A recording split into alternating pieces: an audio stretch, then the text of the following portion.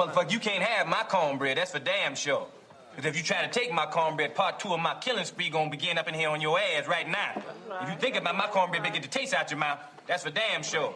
Now fuck him, fuck that, because I'm from New York City, goddammit. Nobody take no cornbread from me. That go for you and any other you motherfucking farmers wanna try some shit. You fuck around with me, it's gonna be consequences and repercussions.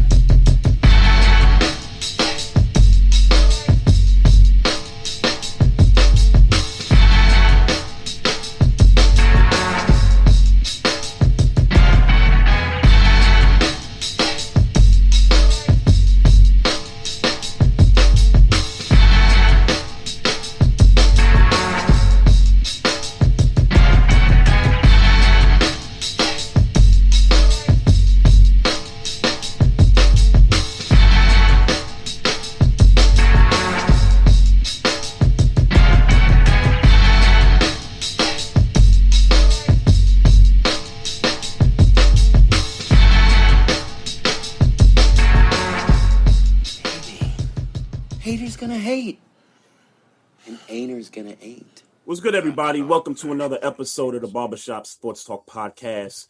Make sure you guys follow us on the Facebook page. Also, you can follow us on Twitter at Barbershop SPOR2 and also on Instagram at Barbershop Sports Talk Podcast. I'm Trey Frazier. That's the homie Maestro Styles right over there. Yes, sir. And we got a special guest in the building. He is the host of the Enough with the BS podcast and also is the CEO of Sports and Culture Sports Media. We'd like to welcome Tyler Butler to the Barbershop Sports Talk podcast. Tyler, what's good, man? What's going on? Hey, I'm good, man. Thank y'all again for having me on. I appreciate it. No doubt, no doubt. Sir. So let's get into this because, you know, you and I we're friends on Facebook, and I always enjoy the opportunity and the fact that I get the sports news from you first before ESPN or Fox Sports or any one of those, you know, major media outlets gets it. So tell us about the journey with your media company and, you know, what you had to do and how long it took to really, you know, get your company up off the ground. Yeah, well, thank you for that question. Honestly, we only been in existence for 2 years. I started it 2 years ago. I started off as an intern at a local radio station for ESPN Upstate, and they just had me covering the NFL. But I knew I could do a lot more than just NBA topics.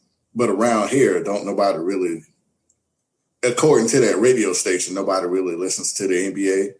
So I was kind of just there to just be there. But I took advantage of my time there. So all the guests that they would have coming on the show, I would follow them on Twitter and then use them as like contacts. And when I decided, when my intern was up and they didn't have anything else for me to do, I was like, I can do this myself. So I saved up some money, started a GoFundMe, bought an LLC, and then I started covering like local schools here and there in the upstate.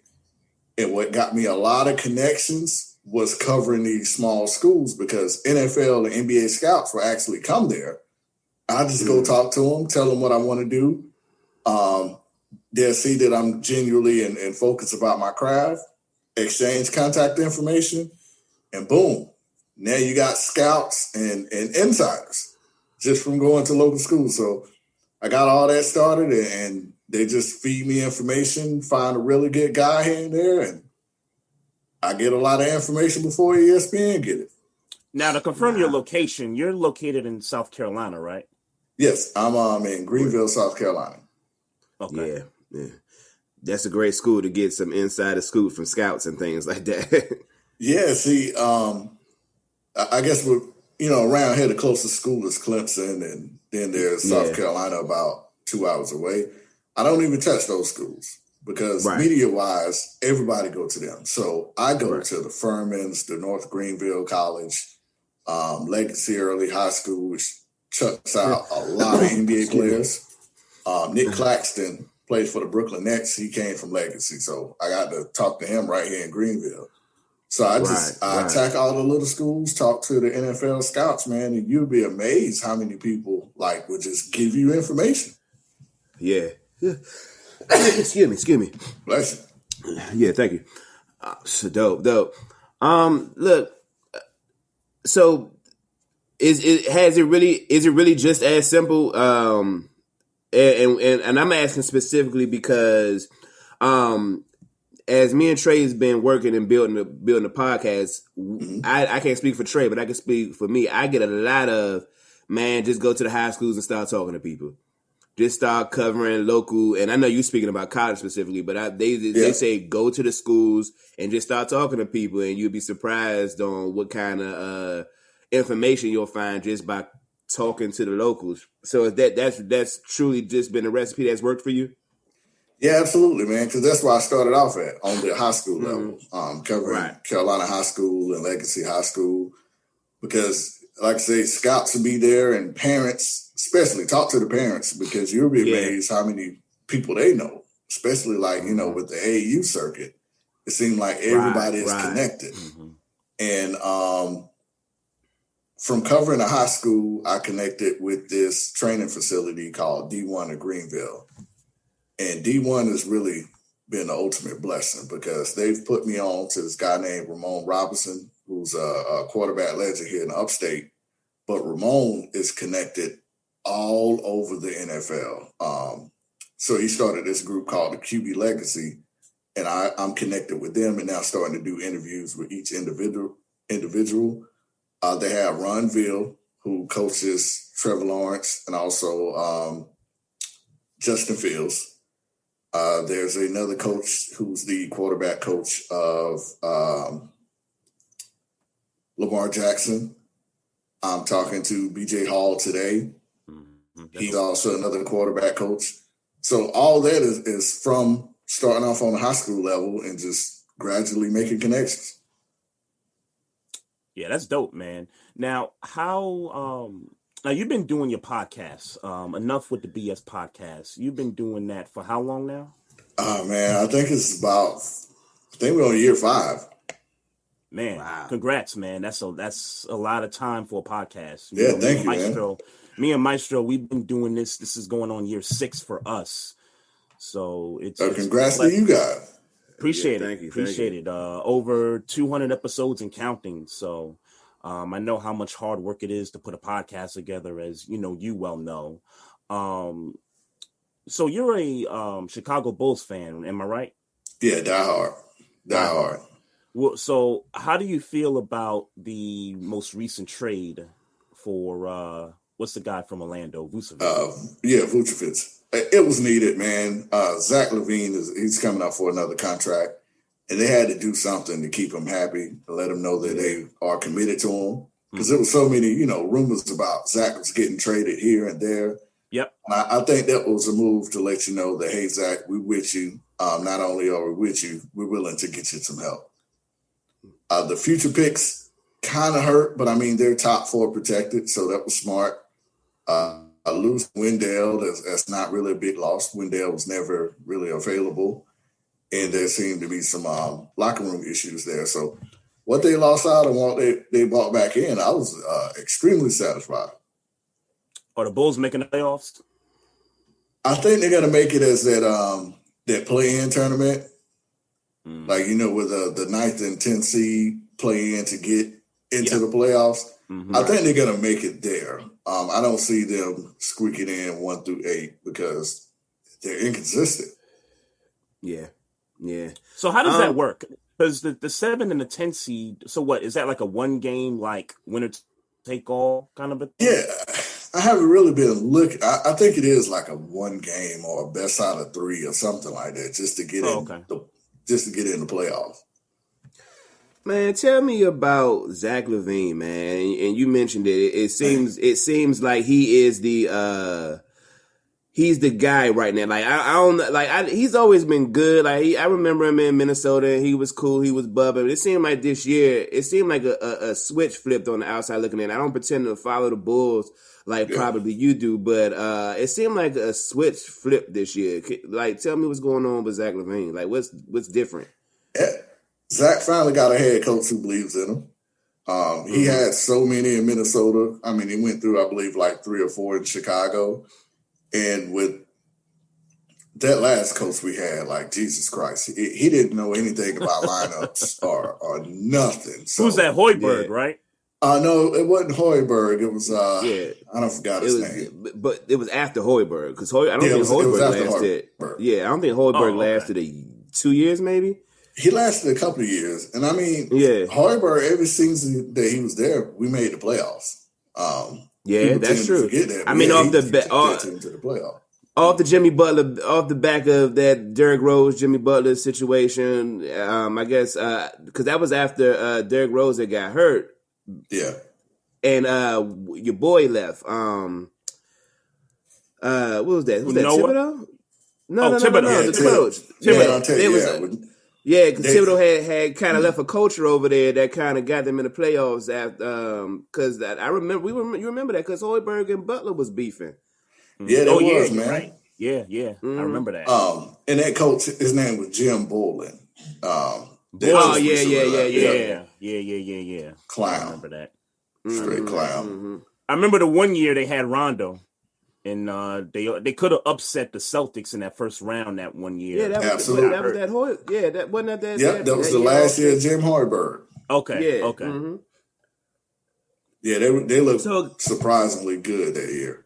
Yeah. So, do you feel like Zach Levine is like I mean, we ain't talking about him being like LeBron status and nothing like that, but do you think he's going to be the next like franchise player for the Bulls that can maybe bring some smoke in the playoffs? Not maybe this year, but next 2-3 years maybe. Yeah, man, he's the face now. Offensively, Zach can do whatever he wants. Right. This year, he definitely took a different leap, but it's Billy Donovan placing that faith into him. You can see it like here and there over the years, but this year the confidence has risen. He's on a mission. Excuse me. He wanted to make the All-Star team. He did. But, I mean, we all know Zach for his athletic prowess. But this year, like, his jump shot is pure. He has a fadeaway, a 15-foot game. And now he's starting to see, like, when I was telling people earlier, the difference I see in Zach this year from last year, everything looks effortless. Like, it's so easy to him, what he's doing out there on the court. He just got so he has a lot of off games, but the Bulls have a lot more pieces. I mean, they bought in the center. Yeah. 3 other people in the trade, so they just got to get used to playing with each other right now. Well, I mean, I think it's fair to assess that they still got pieces missing as well, though. It's not like this is we need a point guard.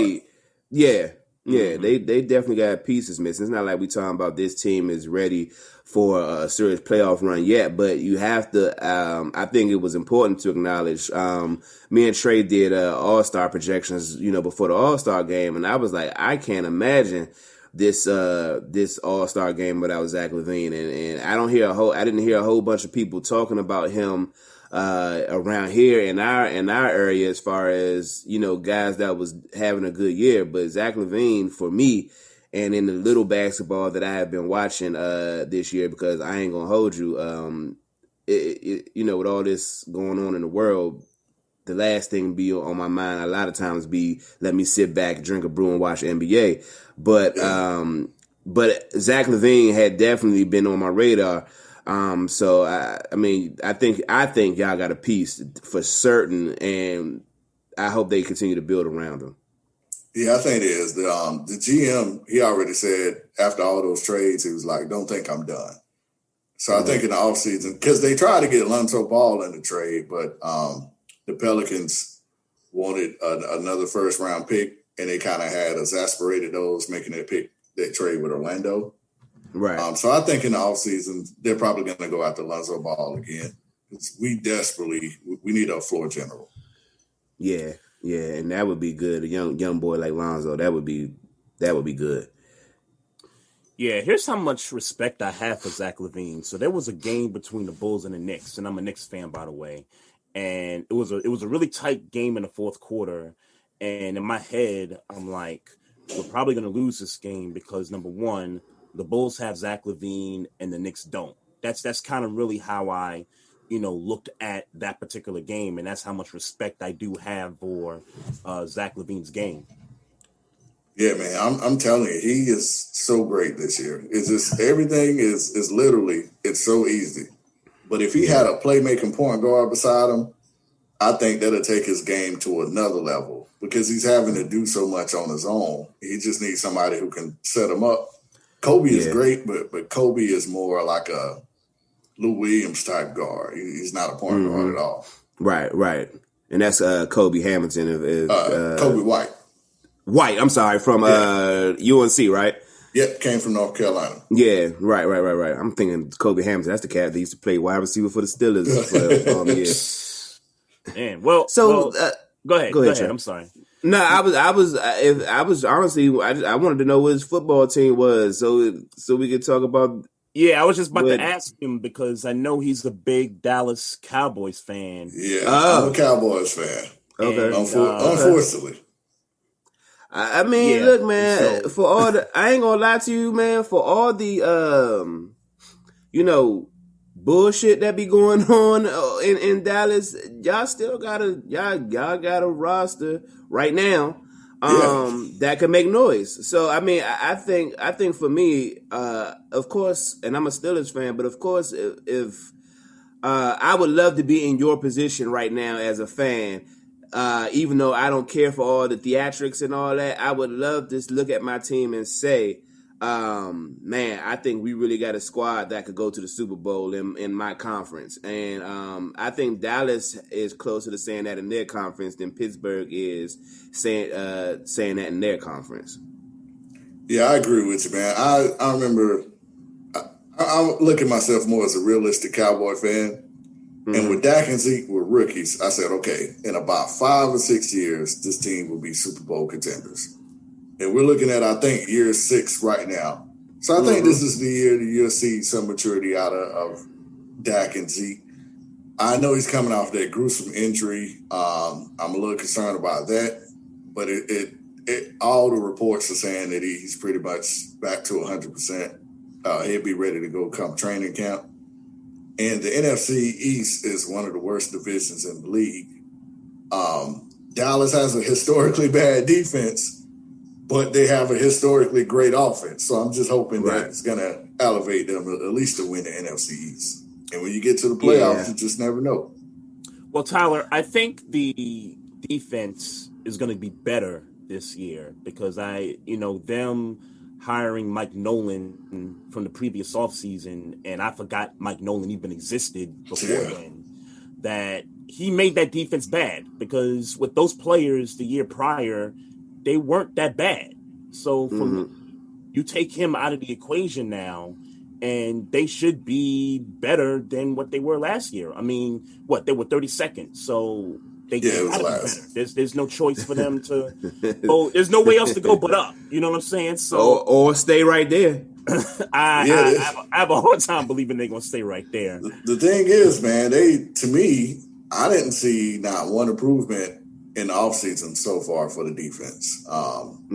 They bought in 2 safeties from Atlanta because we got Dan Quinn now. But Atlanta's secondary was the worst in the NFL. Trash. Yeah, it was literally the last ranked defense in the NFL as far as pass defense. So we bought in both of their safeties. They didn't address the linebacker issue. Our number 1 run stopper, Tyron Crawford, retired. We didn't address that.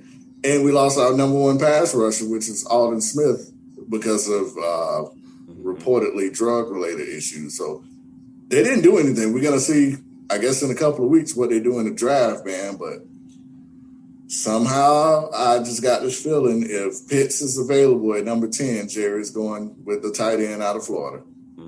and I got to disagree, Tyler. They did do something. They got rid of Mike Nolan's ass, but addition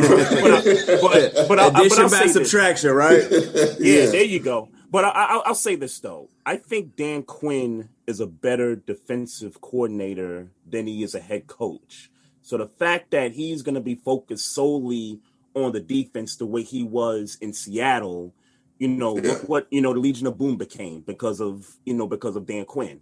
Now look at him in Dallas in part. I agree, Maestro, in part. But look at him as the D coordinator now for the Cowboys, and I think you have And this is why I say I don't think they're going to stay where they are. I think they're going to improve because of Dan Quinn coordinating that defense. And then go ahead.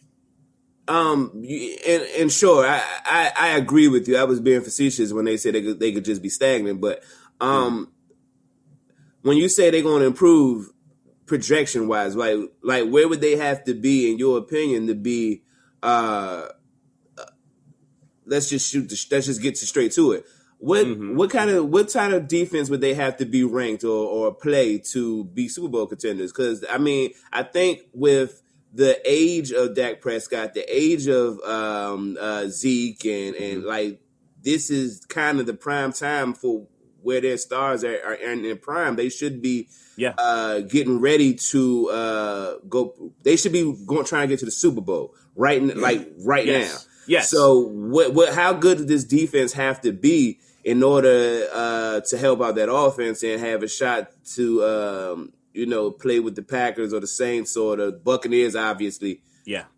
If they rank from 10 to 15, that'll be good. That would be great if they could rank from 10 to 15 in the league. Yeah, if Dallas can get to top 15 defense, that's absolutely a Super Bowl contender because of the offense. But my expectation is just get to 20 because 20 is better than 32. If you can get to 20, that offense is going to average 30 points a game. If you can hold opponents to 24, we winning. The only problem is, last year we was averaging 30 a game, but we was giving up 35. Right. So if they can at least hold a team to 24 points a game, I can see them with a good record. And kind of, to piggyback off what you were saying, Trey, I do think they'll improve some because under Chris Richard, it was a pretty solid defense. And Chris Richard learned all his techniques up under Dan Quinn. So I'm hoping them going back and kind of reverting back to where they were up under Marinelli and Richard, they get a little bit better, a little more comfortable. Last year, it was a cluster, man. You could tell the players had no idea what the hell was going on. Tyler, is this receiving core for the Cowboys the best in the league? I don't think that. I think that's 100%. I'm sorry, I know you ain't asked me, but I think that's. I can't think of a better receiver core on the top of my head. I'm telling you, man, it's at least top 3. Mm-hmm. You could throw the Bucs in there too, being top. Yeah, I mean the Bucs. I like what Buffalo got over there, but Dallas, man, talent wise, if Cooper can stay healthy, that's the number one caveat. He gets banged up a lot. Yeah, but you got Cooper. Micah Gallup is probably the most underrated receiver in the league, especially as a deep threat. And with CeeDee Lamb, CeeDee didn't even supposed to be there. He's really, he had an excellent rookie season. He almost had 3 receivers with over 1,000 yards without Dak Prescott being there. So yeah, I do. And that would have been the second year in a row them doing it. Yeah, so I think this is at least top 3 wide receiver core in the league. Talent-wise, probably the best receiving core in the league. Now, we just got offensive line has a lot of question marks. A lot. Yeah. And that's it's funny how it's funny how fast it goes, how fast, because, maybe 3 years ago, we were talking about the Dallas Cowboys having maybe one of the best offensive lines in the league. Yeah. And it's always funny to me how fast that offensive line can change. And I guess that's at every skill position, but I say it's a personal conversation for me because I remember about 3 years ago when Pittsburgh maybe had one of the better offensive lines in the game, and then here we are, and we doing all this quick passing bullshit. Yeah, you have to protect Ben. Yeah, but right. I've never seen that many injuries on a team. Dallas was decimated across the board by injuries last year, but offensive line was number one. You had Frederick retire, so there's your All-Pro center just gone. Yeah, they lost Lyle Collins for the season before the season even started. That's your Pro Bowl right tackle.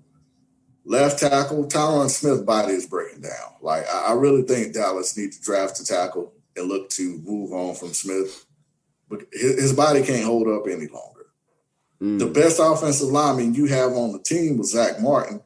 Zach Martin went down, so they lost him. Now, once in the left guard position, they didn't know who was coming and going. So they were switching out offensive linemen all season long. The entire offensive line, you're not going to win any games if you lose all your starters in the season. Yeah, 100%. 100%. So predictions for the Cowboys in your eyes, Tyler. What are you looking at in terms of the division? They win the NFC East, right? Only thing they have to win is 9 games and you win the division, that division. Just give me 9 wins. 10 would be a success if you ask me. But 9-10 wins for Dallas next season. I wouldn't go no higher than that. So my hopes for Dallas is diminishing. Although I would say be on the lookout for the Giants. If you say 9 wins is enough, I think the Giants have improved themselves, particularly on the offensive side. Absolutely. I like the Giants. I think that's the sleeper team in the division. Washington, we'll see what Fitzpatrick going to do down there. Yeah. Better wide receiver. I had this question asked to me one day this week. Terry McLaurin or Amari Cooper, better wide receiver? I like Coop, man. Coop can do anything. If he has his head in the game, that's his number one flaw. Like, I think mentally sometimes he checks out. But when he's focused, like, you can put Cooper anywhere on the field, and he's going to make it happen. I just wanted to know what you thought. I've heard some interesting conversations about Terry McLaurin possibly being the best wide receiver in that division. So I wanted to know. Maestro, what do you think? I think Terry McLaurin is a very good wide receiver. I would be interested to see what he looks like with a viable quarterback. So I agree with that. He's a dog right now. Let's be very clear. He's a dog right now. Right. But I would love to see him with a quarterback before. I mean, at the end of the day, Amari Cooper has Dak Prescott. But right now he hungry. Terry McLaurin hungry right now. Yeah, I would say it's Amari Cooper only because I've seen a lot more of Amari Cooper. And I think to your point, he has a quarterback and Terry McLaurin still waiting for that guy to throw him the rock.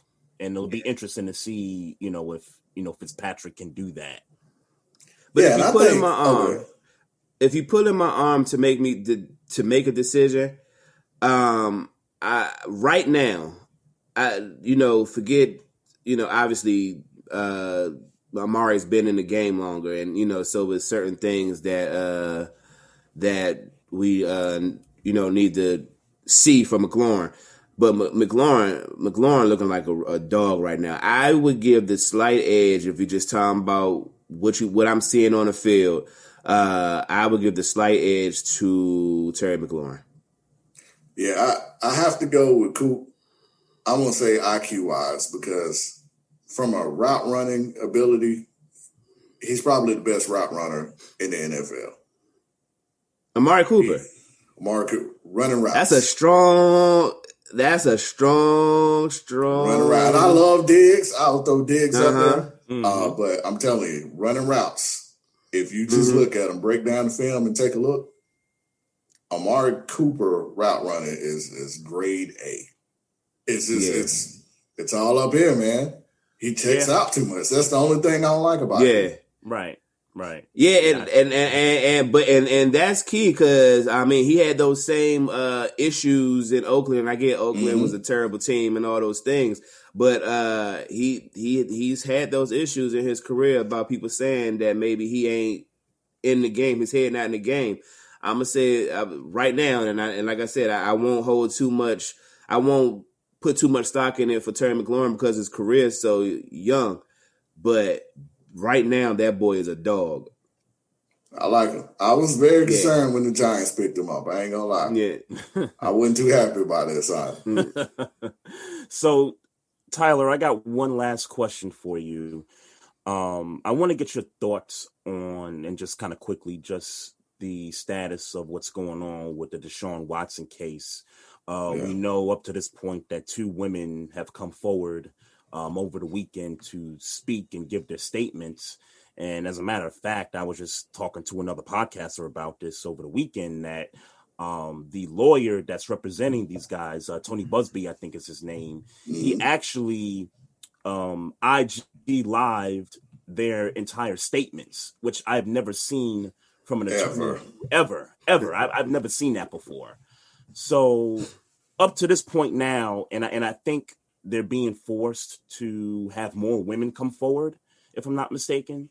Well, give us your thoughts on, how this situation is going down and what do you think is eventually going to be the end result here? Man, I'm going to try not to be long-winded with this, but when I tell you I'm all over the place, I'm all over the place with this. Because here, being in South Carolina, I know a lot of people in Clemson. I know a lot of people who know Deshaun personally. I talk to them. But it's so weird, man, because you got one side, okay, Deshaun basically went back to Houston and told him he does not want to be there for the second time. Immediately after that meeting, all these allegations just drop out of the sky. Yep. That's questionable. The lawyer is known as this public lawyer that loves attention. And now he's putting everything in the forefront on Instagram. Like, I sat and watched an entire hearing for him and people who were making allegations on Instagram. And that's like, when does that ever happen? You lack coof. I'm sorry, and maybe this is the world changing, but I definitely that is some of the most retarded. I don't have coof type of situations I have ever heard in my life, and maybe it's just me being old and the world changing, but that blew my mind. It threw me off, man. And then there's like, okay, if it's really that severe, and you have 22 women, and now he's talking about he has up to 50. But they just haven't came forward. Why have there not been any criminal charges before? None. Out of all the 50 women, no one went to the police. You have Busby talking about he has all this information and all these, all the evidence, but he won't turn it over to the Houston authorities because he said that the lawyer of Deshaun has like a son or some relative that works for the Houston Police Department. So he thinks that's going to corrupt the investigation. He's going to take it. Yeah, and he thinks he's going to take it as well, but legally, you can't take that information anywhere else. The city of Houston has jurisdiction. You have to turn it into them. So it's that cluster stuff. But over the weekend, and we actually, I just did a whole breakdown on the podcast yesterday. There was a lot of stuff that came out of like leaked DMs from Deshaun to these alleged girls. And from what I read, it just did not look good. Like, of course, there was the admitting of he did have sexual encounters with some of the girls. The biggest thing right now is they're trying to place sex trafficking on Deshaun, which could be federal charges. Yeah, I saw that. Yeah, and that concerns me. So the breakdown, and I don't have my notes in front of me, but kind of in a nutshell, how they can get them in federal charges. The number one thing is recruiting. They said that him flying these girls in, buying Ubers for them to meet him somewhere, that fits up under the recruiting. Number two is, man, I wish I had that in front of me. And I don't. I broke it all the way down. I think number two was him abusing his power. And they said like vulnerability. The lawyer was trying to say that the girls were single mothers and they were just using this to, take care of their kids. Yeah, and Deshaun was using his plight as an NFL quarterback to make them do things that they really didn't want to do. So everything that they have up under there fits up underneath the sex trafficking law. Wow. So if they can prove it, they can get them up under sex trafficking, which is a federal offense. and it's not looking good, man. It's not looking good at all. Damn. I'm gonna, man. I wonder if. Man, Give me 1 second. I think I might have them notes, man, because I want to break that down. I want you to, man, but we about to run out of time. Oh yeah, that's all good. It's a lot. God. Yeah. We need another segment for this one. Go to Enough with the BS podcast. It's the last show I did. I have the full break. It's a lot, but it does not look good. Oh man. Okay. And I was just going to hit you with my, me and Trey been kind of echoing the same sentiment since this has been going on. Like, it seems like a setup, but if emphatically he did any of these things, he should pay the penance. And whoever is setting him up, if it comes out he's innocent, they should pay the penance. Women who seem to clearly be pawns in that situation, if it finds out this is all just a setup, they should pay penance, and the people responsible for putting the pawn pieces on the chess board should be held accountable for their actions if emphatically this is all made up bullshit. But that don't sound great for Deshaun Watson. I got a quick question for y'all though, man, because I don't want to hold up your time. Why was he bringing massage tables and equipment to these girls? Because they weren't even licensed. From what I found out, and he was bringing equipment from the Texan facility to them. I ain't gonna lie. I couldn't tell you, man. I couldn't. You just in a nutshell, you dropped the bomb, man. I didn't know that it was that bad. I ain't gonna. I'm telling you, man. Go to the podcast, bro. It's a lot. It's a lot. Yeah, we need a whole nother 30 minutes. Oh, no doubt, no doubt. Hey, Tyler, tell us and our listeners where they can reach you at. Yeah, just follow me on Facebook, man. Sports and Coastal Sports Media. Everything's on there. Podcast, all breaking news. No doubt, no doubt. Hey, Tyler, man, we appreciate having you on, man. And thank you so much for doing this, for us. Thank you, man. Appreciate you. Nah, no problem, man. I'm definitely going to tune into that podcast and get all that information because I didn't know it was that bad. It's pretty bad, man. It's awful. Yeah. All right. Well, thank we y'all appreciate again, it, Tyler. Thank y'all for having me on. No doubt. Appreciate it.